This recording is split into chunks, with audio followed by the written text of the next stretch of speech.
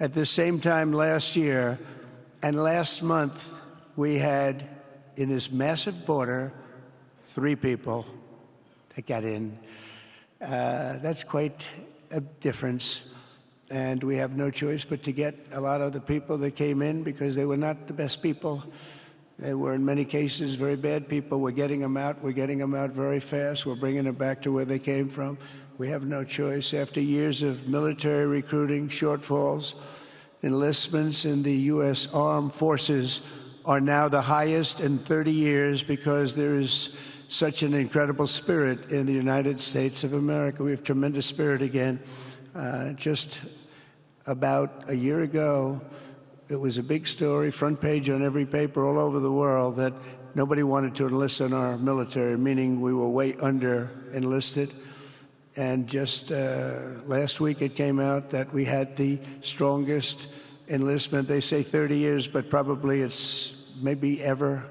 They don't go back that far. It's the best, and that includes police officers, firemen, everything else. There's a great spirit in the United States right now.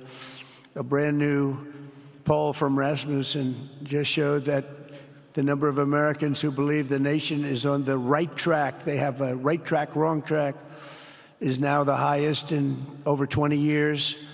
And it hasn't been anything like this because for many years it was the wrong track. And I can tell you for the last 4 years it was definitely the wrong track. But it's the highest it's been in many, many years. We renamed the Gulf of Mexico into the Gulf of America. That was very popular, other than perhaps with Mexico.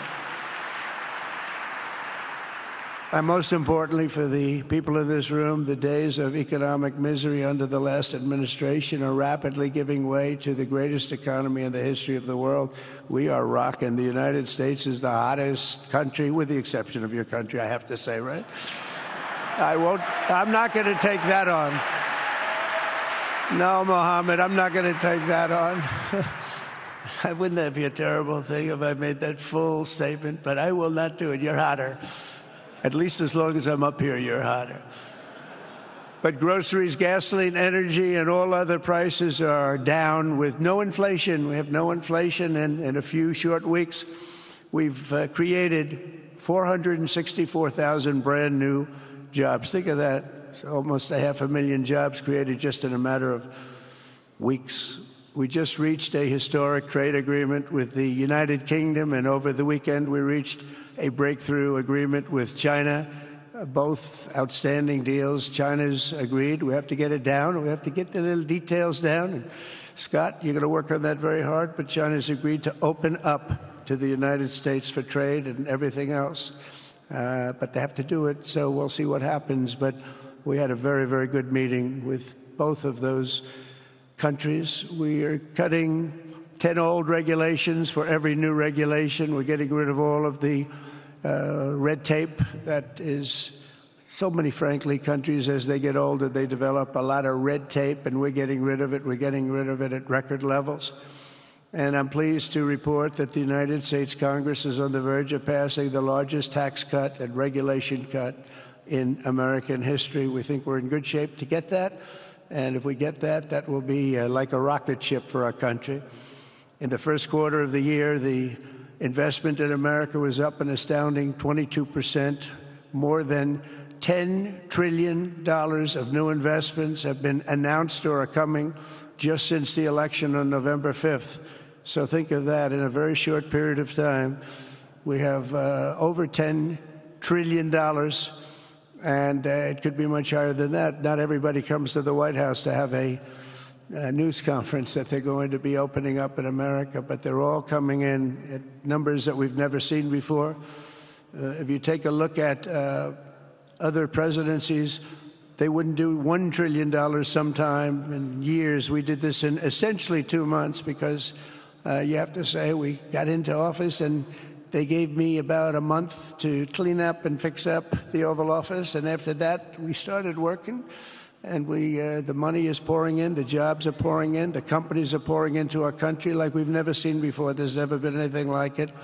And we let other people tariff us into losing a lot of money and a lot of jobs, and now we're tariffing them, and it's at a level that nobody's seen. It's a level that is making us a very much different country and a very different Republican Party. We won a tremendous victory in November. We won all 7 swing states, the popular vote by millions and millions of votes. The Electoral College, we won by 312 to 226. Remember, they said, well, we could get to 270. You know, we got to 312. That's a big difference. And very importantly, we won counties throughout the United States, 2,660 to 451.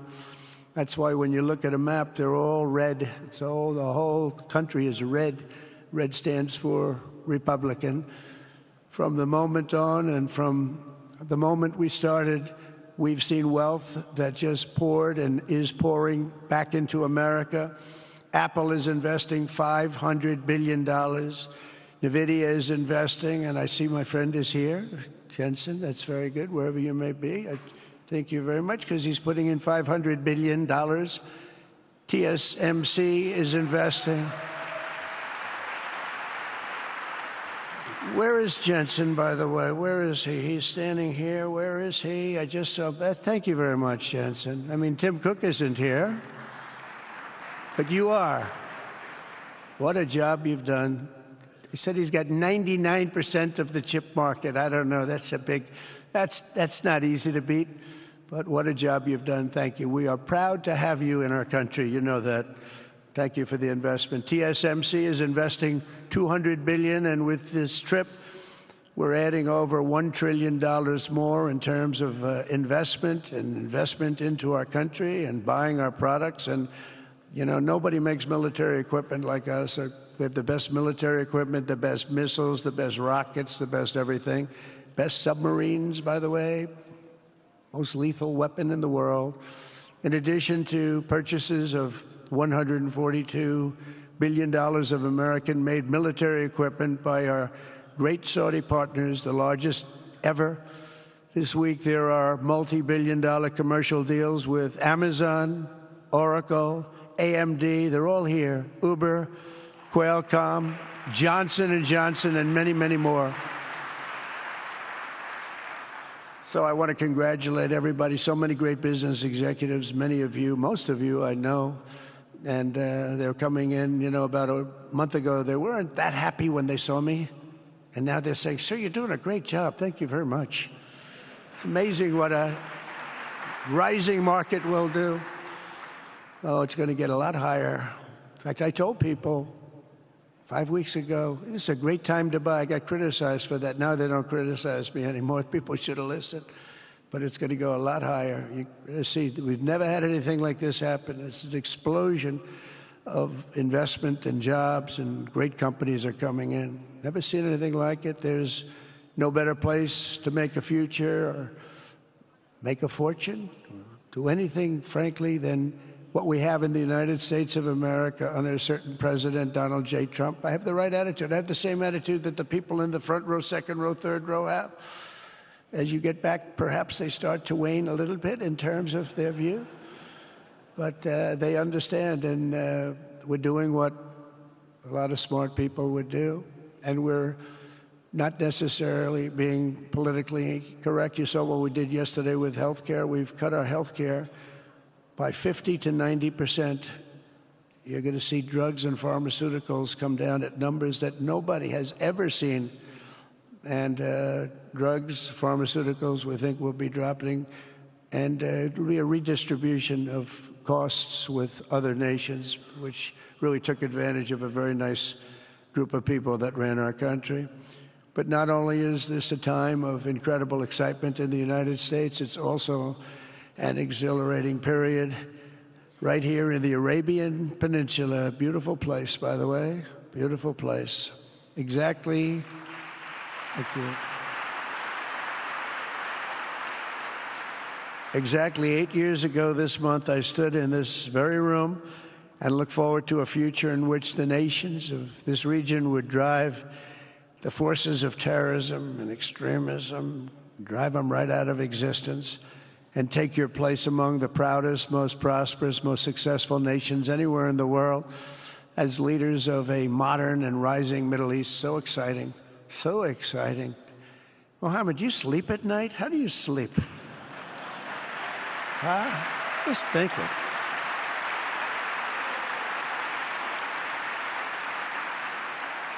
What a job. He tosses and turns like some of us. Tosses and turns all night. How do I make it even better all night? It's the ones that don't toss and turn. They're the ones that will never take you to the promised land, won't they? But you have done some job. True. But critics doubted that it was possible what you've done. But over the past 8 years, Saudi Arabia has proved the critics totally wrong. The transformation that has occurred even by these incredible business leaders. I mean, you had the biggest leaders in business anywhere in the world standing right before us. But the transformation that has occurred under the leadership of King Salman and Crown Prince Mohammed has been truly extraordinary. Such a thing has, I don't think, ever happened before. I've never seen anything at that scale happen before. And I guess, maybe you could say the United States is doing pretty well, too, but I don't think too many people have seen that happen before. Majestic skyscrapers, the towers that I see, the difference between now and 8 years ago. And 8 years ago was very impressive, but the towers that I see rising, some of the exhibits that I was shown by Mohammed, what I've seen there is just an amazing, it's an amazing process, amazing genius of so many people, architecture, but I have a feeling I know where many of those ideas came from. Happens to be sitting right in this room right before me, but the towers and all of the different, I've seen a lot of different towers. I didn't think there's any version of a tower that I haven't seen in one form or another. I just passed 4 exhibits. I have never seen anything like any of them. So it's going to be very exciting.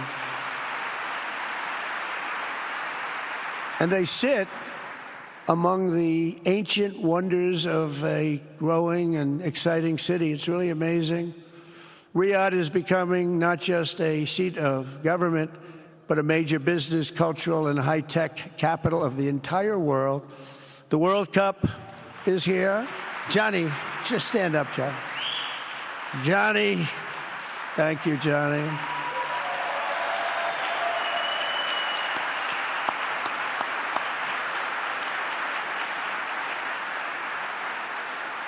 Great job, Johnny, great job. But the World Cup and the World Expo will soon be coming here, just like the World Cup is coming to the United States. It's going to be really exciting next year. The engines of Formula One racing now roar through the streets of Jeddah in a historic milestone. Other industries recently surpassed oil.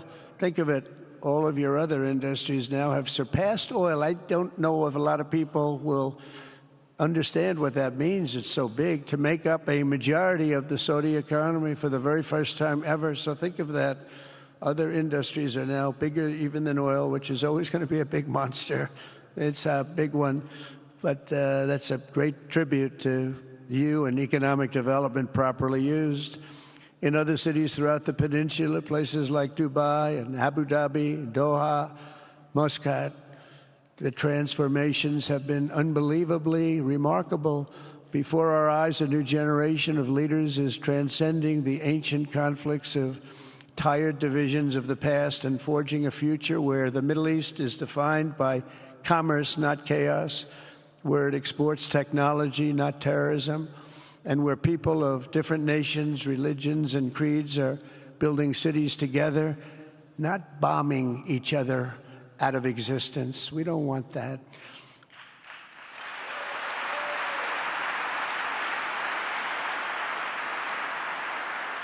And it's crucial for the wider world to note this great transformation has not come from Western interventionists or flying people in beautiful planes giving you lectures on how to live and how to govern your own affairs. No, the gleaming marvels of Riyadh and Abu Dhabi were not created by the so-called nation builders, neocons, or liberal nonprofits like those who spent trillions and trillions of dollars failing to develop Kabul, Baghdad, so many other cities. Instead, the birth of a modern Middle East has been brought by the people of the region themselves, the people that are right here, the people that have lived here all their lives, developing your own sovereign countries, pursuing your own unique visions and charting your own destinies in your own way. It's really incredible what you've done.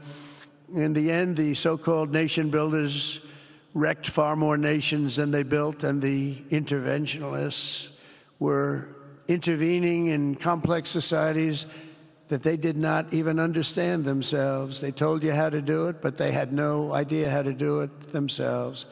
Peace, prosperity, and progress ultimately came not from a radical rejection of your heritage, but rather from embracing your national traditions and embracing that same heritage that you love so dearly.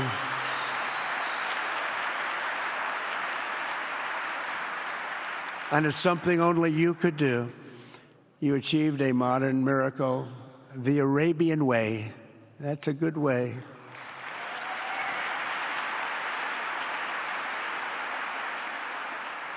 Today, the Gulf nations have shown this entire region a path towards safe and orderly societies with improving quality of life, flourishing economic growth, expanding personal freedoms, and increasing responsibilities on the world stage.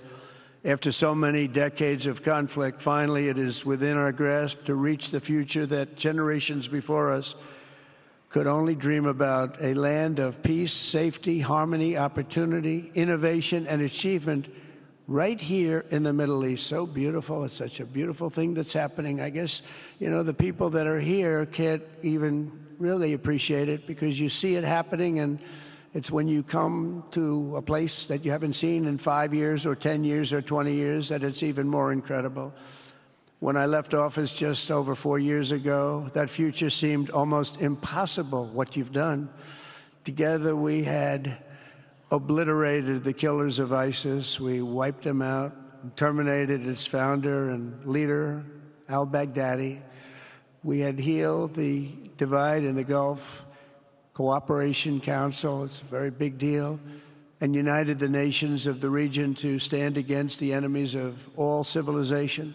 We'd imposed unprecedented sanctions on Iran and starved the regime of resources to fund terror. They were unable to fund anything because they had no money left. They had no money. But the new administration came in and let them have a lot of money, and you saw what happened. It was not money well spent. And with the historic Abraham Accords that we're so proud of, all the momentum was aimed at peace, and it aimed very successfully. It's been an amazing thing, the Abraham Accords, and it's my fervent hope, wish, and even my dream that Saudi Arabia, a place I have such respect for, especially over the last fairly short period of time, what you've been able to do, but we'll soon be joining the Abraham Accords. I think it'll be a tremendous tribute to your country, and it will be something that's really going to be very important for the future of the Middle East. I took a risk in doing them, and they've been an absolute bonanza for the countries that have joined. The Biden administration did nothing for 4 years. We would have had it filled out. But it will be a special day in the Middle East with the whole world watching when Saudi Arabia joins us, and you'll be greatly honoring me, and you'll be greatly honoring all of those people that have fought so hard for the Middle East. And I really think it's going to be something special, but you'll do it in your own time, and that's what I want, and that's what you want, and that's the way it's going to be. When I left office, the only thing still standing between this region and its unbelievable potential was a small group of rogue actors and violent thugs seeking constantly to drag the Middle East backward and into havoc, mayhem, and indeed into war. Unfortunately, instead of confronting these destructive forces, the last U.S. administration chose to enrich them and empower them and give them billions and billions of dollars. The Biden administration, the worst administration in the history of our country, by the way, spurned our most trusted and longstanding Gulf partners, and I can say partners worldwide, one of our great, great partners, no matter who we look to. And we have great partners in the world, but we have none stronger and nobody like the gentleman that's right before me. He's your greatest representative, greatest representative.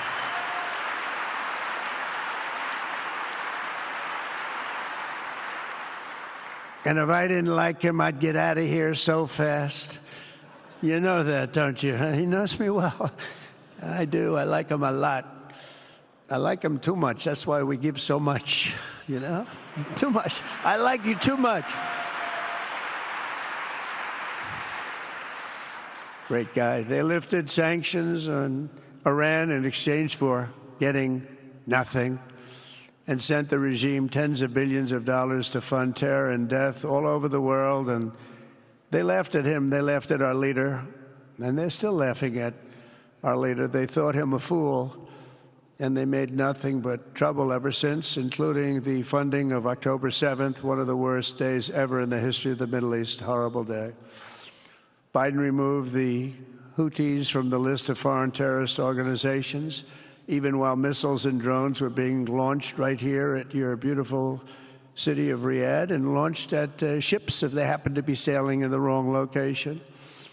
The Biden administration's extreme weakness and gross incompetence derailed progress toward peace, destabilized the region, and put at risk everything we had worked so hard to build together. And when you think of the great achievements that you've made, to do it in light of a pretty hostile administration, an administration that was not a believer, it makes your achievements even greater. Makes them even greater, you know that. But in a few short months since taking office, we have achieved the swift return of American strength at home and abroad, now working with the vast majority of people in this region who seek stability and calm. Our task is to unify against the few agents of chaos and terror that are left and that are holding hostage the dreams of millions and millions of great people. The biggest and most destructive of these forces is the regime in Iran, which has caused unthinkable suffering in Syria, Lebanon, Gaza, Iraq, Yemen, and beyond. There could be no sharper contrast with the path you have pursued on the Arabian Peninsula than the disaster unfolding right across in the Gulf of Iran. Think of that. They wanted to name it that. I said, they're not going to let them do that. Do you mind if I stop that? I stopped it. We're not going to let that happen.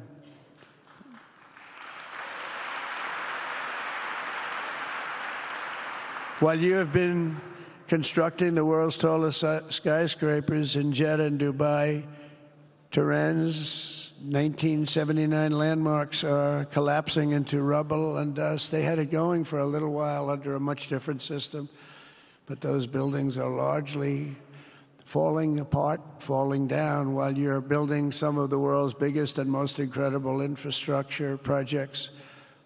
Buildings, all sorts of things you're building that nobody's ever even seen before.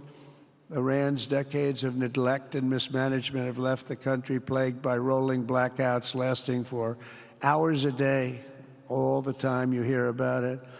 While your skill has turned dry deserts into fertile farmland, Iran's leaders have managed to turn green farmland into dry deserts as their corrupt water mafia, it's called it the water mafia, causes droughts and empty riverbeds. They get rich, but they don't let the people have any of it. And then, of course, there's the key difference at the root of it all. While the Arab states have focused on becoming pillars of regional stability and world commerce, Iran's leaders have focused on stealing their people's wealth to fund terror and bloodshed abroad. Most tragic of all, they have dragged down an entire region with them. Countless lives were lost in the Iranian effort to maintain a crumbling regime in Syria. Look at what happened with Syria. In Lebanon, their Hezbollah proxies have pillaged the hopes of a nation whose capital, Beirut, was once called the Paris of the Middle East. Can you imagine? All of this misery and so much more was entirely avoidable.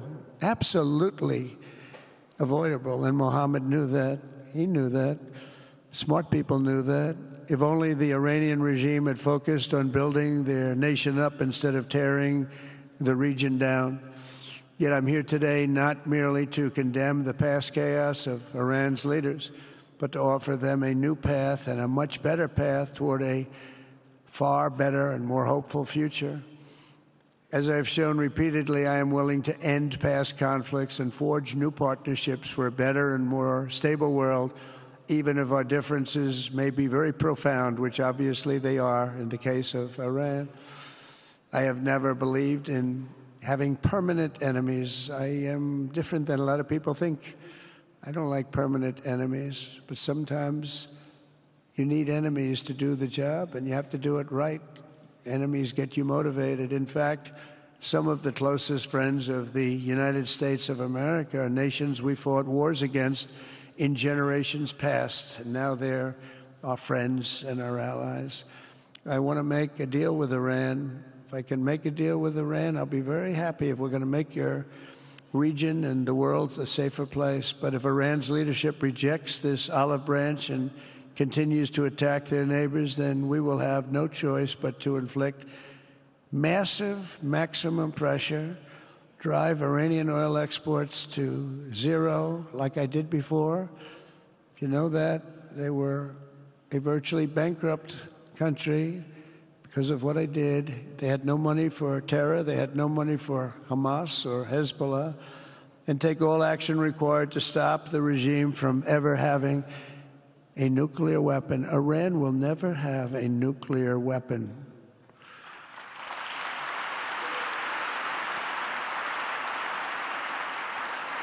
But with that said, Iran can have a much brighter future, but will never allow America and its allies to be threatened with terrorism or nuclear attack.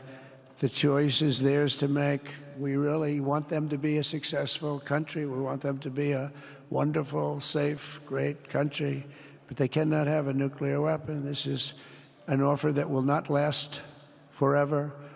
The time is right now for them to choose. Right now, we don't have a lot of time to wait. Things are happening at a very fast pace. They're happening right here. They're happening at a very fast pace. So they have to make their move right now, one way or the other. Make your move. As I said in my inaugural address, my greatest hope is to be a peacemaker and to be a unifier. I don't like war. We have the greatest military, by the way, in the history of the world. You know, I rebuilt our military in my first 4 years and rebuilt it into the most powerful military there is. And you saw that when I knocked out ISIS in 3 weeks. People said it would take 4 years, 5 years. I did it. We did it in 3 weeks. Just days ago, my administration successfully brokered a historic ceasefire to stop the escalating violence between India and Pakistan. And I used trade to a large extent to do it. I said, fellas, come on, let's make a deal. Let's do some trading. Let's not trade nuclear missiles. Let's trade the things that you make so beautifully. And they both have very powerful leaders, very strong leaders, good leaders, smart leaders. And it all stopped. Hopefully it'll remain that way, but it all stopped. I was very proud of Marco Rubio and all of the people that worked so hard. Marco, stand up. What a great job you did on that. Thank you, J.D. Vance, Marco. The whole group worked with you, but it was a great job. And I think they're actually getting along. Maybe we can even get them together a little bit, Marco, where they go out and have a nice dinner together. Wouldn't that be nice? But we've come a long way, and it's could be, you know, millions of people could have died from that conflict that started off small and was getting bigger and bigger and bigger by the day.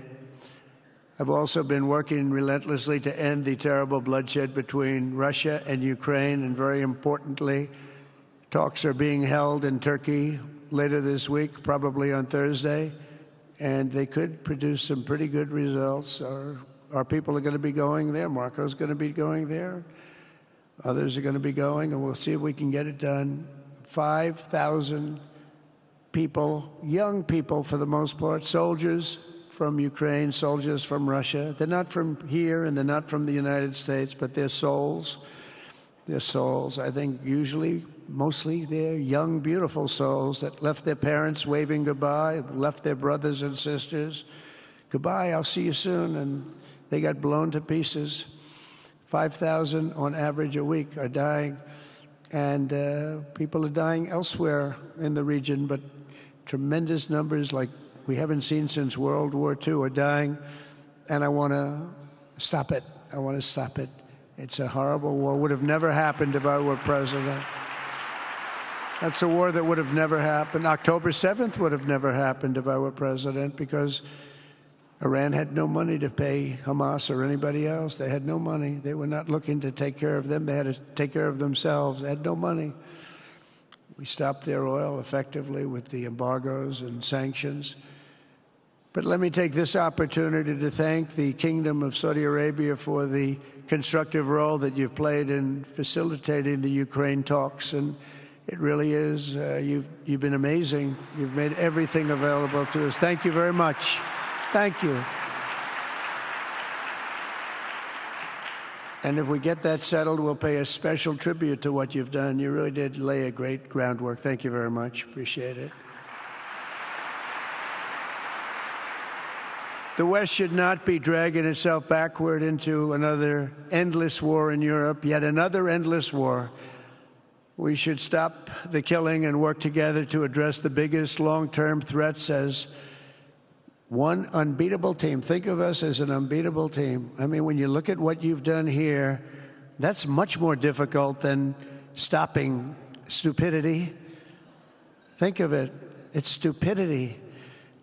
What you've done is much more difficult, and you did it better than anybody else has ever done it. As President of the United States,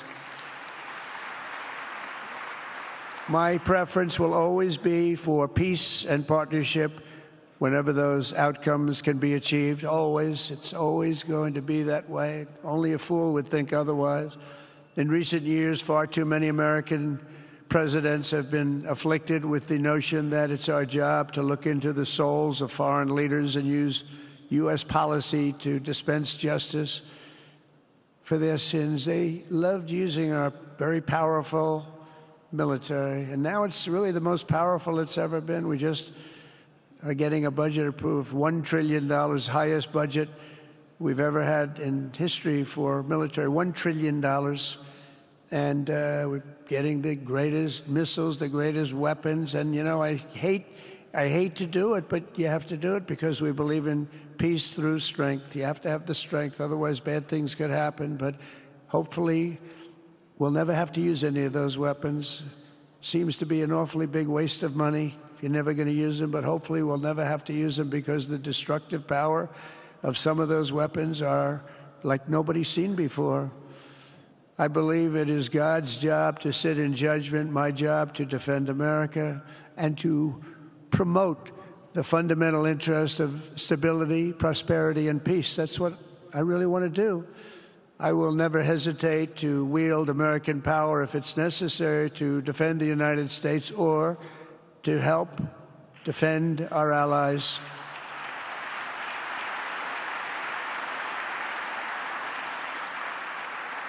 And there will be no mercy for any foe who tries to do us or them harm. We will have no mercy. They understand that. That's why I've been pretty lucky. A lot of people think, you know, he's looking to fight. He's looking to fight, and things get settled. It's an amazing thing when they really think you mean it. But we do. We have the greatest military, the strongest military, stronger than any. Nobody's even close. We have the best weapons in the world, but we don't want to use them. If you threaten America or our partners, however, then you'll be faced with overwhelming strength and devastating force. We have things that you don't even know about, you don't hear about, and if you did, you'd say, wow. In recent weeks, following repeated attacks on American ships and freedom of navigation in the Red Sea, the United States military launched more than 1,100 strikes on the Houthis in Yemen. As a result, the Houthis agreed to stop. They said, we don't want this anymore. It's the first time you've heard that from them, too. They're tough. They're fighters. But just days ago, we were asked to cease targeting commercial. They were not going to be targeting commercial ships in any way, shape, or form, or anything American. And they were very happy that we stopped. But we had 52 days of thunder and lightning like they've never seen before. This was a swift, ferocious, decisive, and extremely successful use of military force. Not that we wanted to do it, but they were shooting down ships. They were shooting at you. They were shooting at Saudi Arabia. We don't want them shooting at Saudi Arabia, if that's okay. So we hit them hard. We got what we came for, and then we got out. Since January 20th, the U.S. military has terminated 83 terrorist leaders operating across Iraq, Syria, and Somalia, including ISIS's #2 global leader. You read about that just recently. With the help of Pakistan, we apprehended the ISIS terrorists responsible for the attack on 13 American service members at Abbey Gate, that horrible, horrible disaster. During this Afghanistan withdrawal, you know, that's another thing that we don't even think about so much anymore. 13 died, but 42 were horribly wounded. But hundreds of people died overall, because I count the people on the other side. Hundreds of people just grossly incompetent. It's probably why Putin decided to go into Ukraine, something he never would have done if I were president. But we wouldn't have had the problems of October 7th if I were president. We wouldn't have had Ukraine, Russia if I were president. We wouldn't have had Abbey Gate, because there wouldn't have been any reason we were getting out, but we were getting out with dignity and with strength and power. But the way they got out was not good. I think it was the most embarrassing moment in the history of our country. And we've been working tirelessly to bring back all hostages held by Hamas. We brought back a lot already, but we're bringing back more. This weekend, we successfully negotiated the release of the last American hostage. Edan Alexander just came out a few hours ago, and we continue to work to get that war ended as quickly as possible. It's a horrible thing that's taking place. All civilized people must condemn the October 7th atrocities against Israel, which would never have happened again if you had probably a different president, but definitely if you had me as president. The people of Gaza deserve a much better future, but that will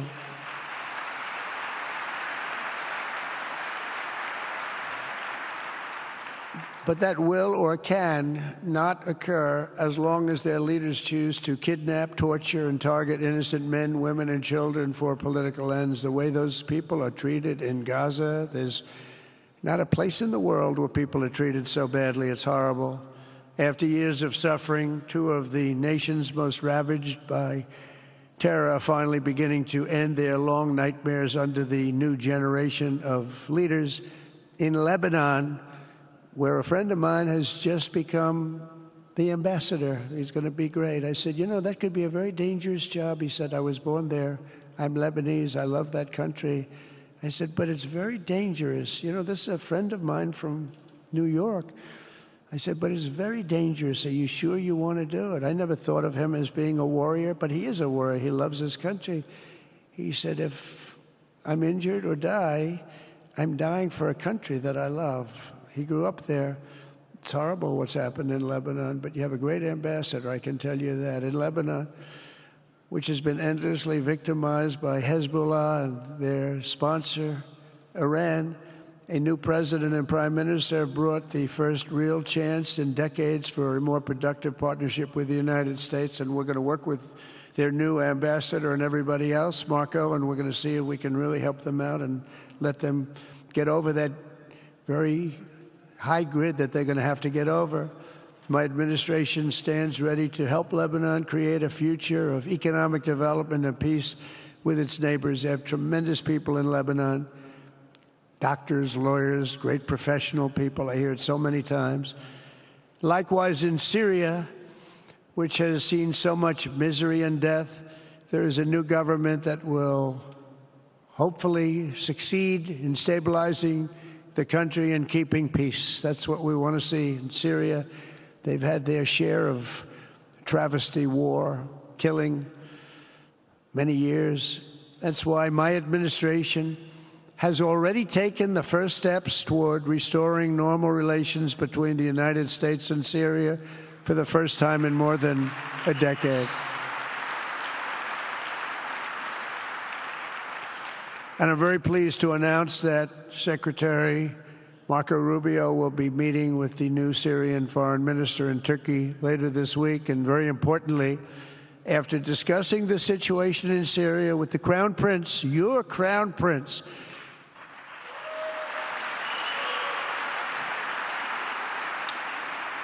and also with President Erdogan of Turkey, who called me the other day and asked for a very similar thing, among others, and friends of mine, people that I have a lot of respect for in the Middle East, I will be ordering the cessation of sanctions against Syria in order to give them a chance at greatness.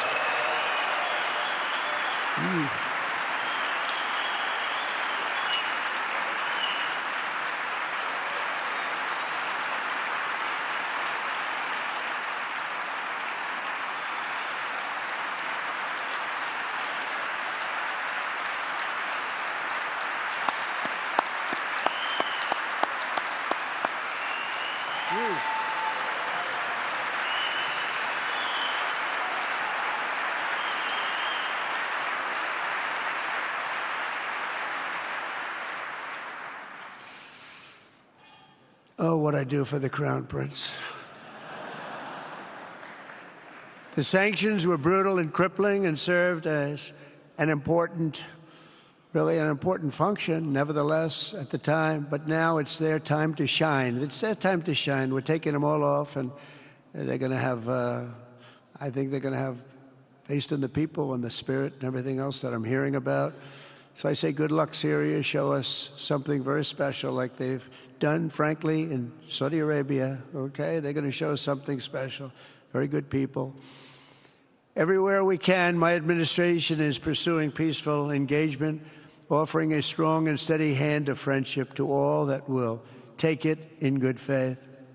Together, we have made unprecedented strides and tremendous progress, and we're still just at the dawn of the bright new day that awaits for the people of the Middle East, the great, great people of the Middle East. If the responsible nations of this region seize this moment, put aside your differences and focus on the interests that unite you, then all of humanity will soon be amazed at what they will see right here in this geographic center of the world. It really is. It's like a center of the world and the spiritual heart of its greatest faiths. For the first time in 1,000 years, the world will look at this region not as a place of turmoil and strife and war and death, but as a land of opportunity and hope, just like you've done right here, a cultural and commercial crossroads of the planet. Security and stability will lift millions into lives of safety and success, and the nations of this region will be free to realize your highest destinies, honor your proud histories, harness amazing new opportunities, and bring incredible glory to Almighty God. People will come from all over the globe to be inspired by the cities you build, the businesses you create, the technologies you invent, and the beauty, talent, and potential you unleash right in the hearts of your citizens. Each of you will be able to take tremendous pride in the legacy you will leave to your children, because you will have given them the ultimate blessings of prosperity and peace. So important. In the United States, we've launched the golden age of America. It's the golden age. We see it. We see it with all that money, trillions and trillions of dollars pouring in, hundreds of thousands of jobs coming in with it. And with the help of the people of the Middle East, the people in this room, partners throughout the region, the golden age of the Middle East can proceed right alongside of us. We will work together. We will be together. We will succeed together. We will win together. And we will always be friends.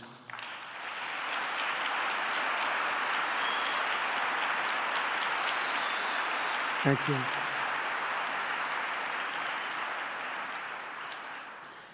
So, Mohammed, I want to thank you again very much for having me. And as a representative of what I think is the greatest nation in the world, we are with you all the way, and you have a tremendous future. Thank you very much. And please pay my respects to your father. Thank you very much. Thank you.